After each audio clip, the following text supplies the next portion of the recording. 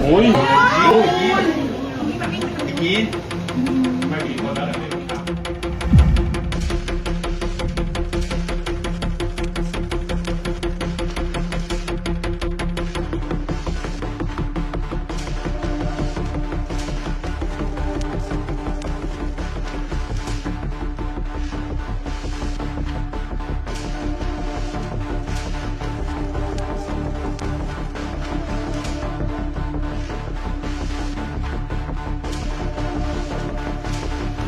โอ้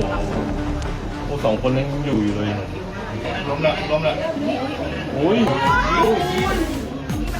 ยีนไม่มีคนแล้วที่เราข้ามไปฝั่งโน้นยังเหลือคนอีกสองคนนะโอ้โหเสียวแทน